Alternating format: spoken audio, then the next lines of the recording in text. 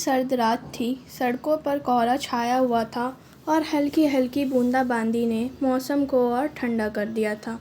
पुरानी दिल्ली के एक व्यस्त चौराहे के पास एक पुराने बरगद के पेड़ के नीचे रमेश नाम का एक भिखारी अपनी जर्जर चादर में लिपटा हुआ था।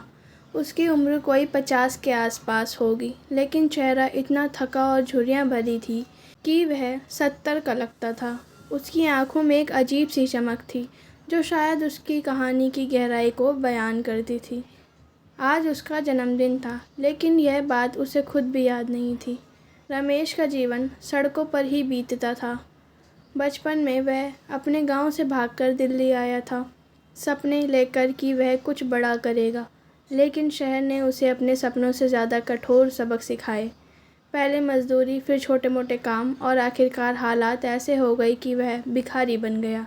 उसका कोई परिवार नहीं था, कोई दोस्त नहीं था, बस कुछ और भिखारी थे जो पास में फुटपाथ पर सोते थे। लेकिन आज की रात कुछ अलग थी। चौराहे के पास एक छोटी सी चाय की दुकान थी जिसे बाबू चाय वाला चलाता था।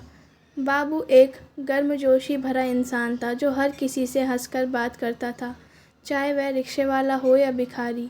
रमेश हर सुबह बाबू की दुकान पर जाता और एक कप चाय के लिए भीख मांगकर पैसे जोड़ता। बाबू उसे कभी कभी मुफ्त में चाय दे देता, लेकिन रमेश को यह अच्छा नहीं लगता था। उसे लगता था कि मुफ्त की चीज़ें उसकी इज्जत को कम करती है। आज सुबह जब रमेश बाबू की दुकान पर पहुंचा तो बाबू ने उसे देखते ही कहा, अरे रमेश भाई, आज तो तुम्हारा ख़ास दिन है, जन्मदिन मुबारक हो। रमेश चौंक गया।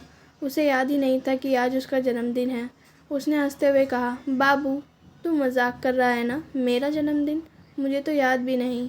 बाबू ने गंभीर होकर कहा, नहीं रमेश, पिछले साल तूने खुद बताया था कि 24 जुलाई को तेरा जन्मदिन है।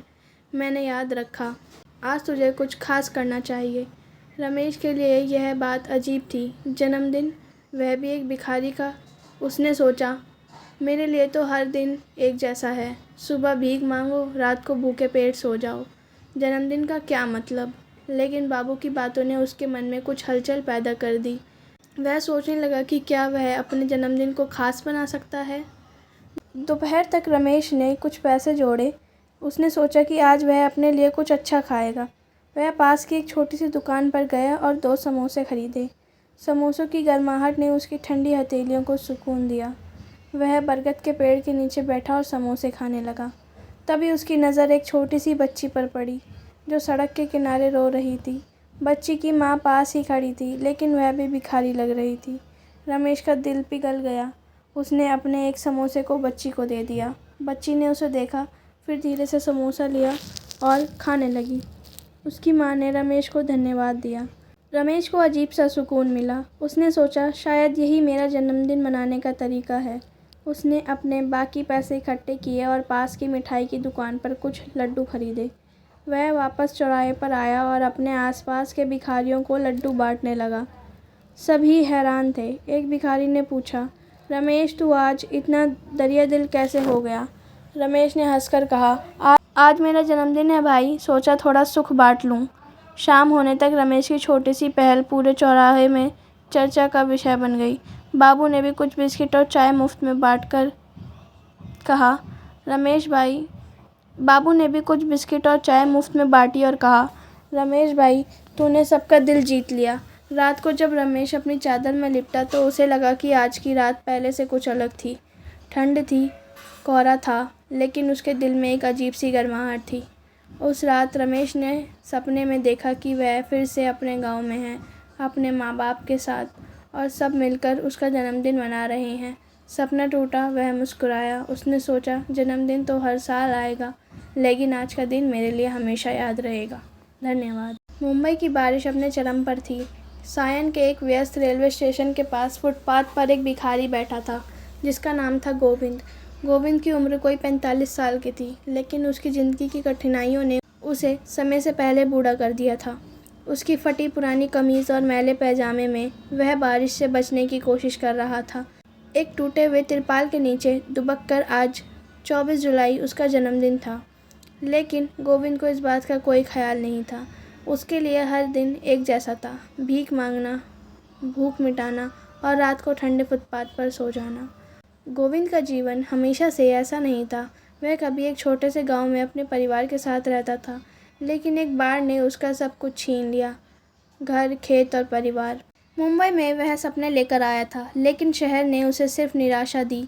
अब वह स्टेशन के पास भीख मांगता है और उसका एकमात्र साथी था एक छोटा सा कुत्ता, जिसे वह राजू बुलाता था। राजू भी गोविंद की तरह भटकता और दोनों एक दूसरे के सहारे थे।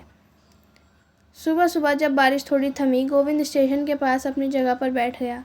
पास ही एक ढाबा था जिसे शंकर नाम का एक आदमी चलाता था। शंकर गोविंद को जानता था और कभी कभी उसे बचा हुआ खाना दे देता था।